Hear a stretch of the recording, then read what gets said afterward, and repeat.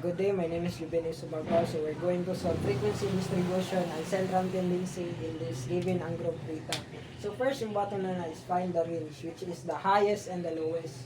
So maning highest is 127 o ang lowest ang 72. So ima nang i-minus, makuha ni mo 55. Tapos na tayo class interval, nagkuha tayo class interval na 5. So 55 divided by 5 is 11 plus 1, 12. Muna itong class number. So next is ang pagkuha sa starting point. So pagkuha sa starting point is highest value divided by class interval. So 5 divided by 127 is 25. Na tayo remainder to, minus na ito nasa 127. Makuha na to 125. So muna itong starting point. Next is ang pagbuhat sa frequency distribution table. So atong starting point 125. Tapos ibutang na ito na ato lang na siyang minus 5, antod makuha na itong 70. Same raga mo na siya dari sa antod 74. So, pagkuha sa mid, next is pagkuha sa midpoint. Sa pagkuha sa midpoint is, ato rin ang plus ang duha, 125 plus 129. So, plus na ito na, tapos i-divide 2. Muna na yung 127. And antod makuha mo 72. Balik-balik lang. So, next, ipagkuha sa frequency. Pagkuha sa frequency is, dinira ka pagkuha. Muna na 2, 3, 4, 5, 6. Antod na total frequency 60.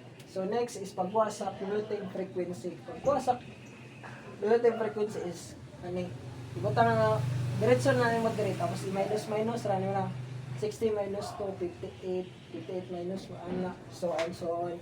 Next is ang pagkuha sa cumulative percentage. So ang pagkuha sa cumulative frequency percentage is 60 divided by 60, which is the 100. So, balik-balik ragam na ni mo hantod mabot ka sa 1.7.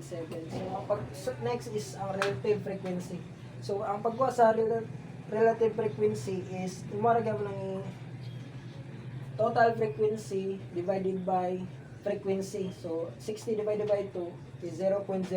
Muna na. Next is ang pagkuha sa central tendency, which is the mean median mode. So, ang pagkuha sa mean is summation of total value over total frequency.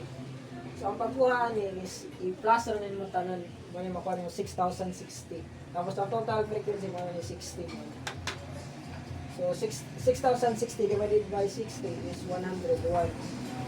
So, next is ang median. So, median equals lower boundary of class median plus total frequency plus 2 minus relative frequency after median over frequency of class median. So, times I. So, equals 60 over 2 minus 24 divided by 12. So, madaling quad. Morning LN. So, 99.5 plus 6 divided by 12 times 5. So, morning 99.5. So, morning 2.1. 6 times 12. So, plus times 5. Morning makuha nyo 2.5. So, equals 102. Next, isang pagkuha sa mode. So, lower modal class. So, lower modal class plus delta 1 over delta 1 plus delta 2 times I. So, ang magkuha sa delta 1 is kuha mo ang highest. Tapos, ang yung sunod niya. So, money 12 minus 5, so which is 7. So, ang pagkuha sa delta 2 is ang taas niya.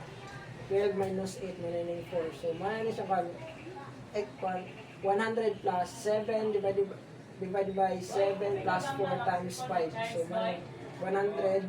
Manay nakuha 3.18. So, 7 divided by 7 plus 4 is times 5 mo ng 3.18.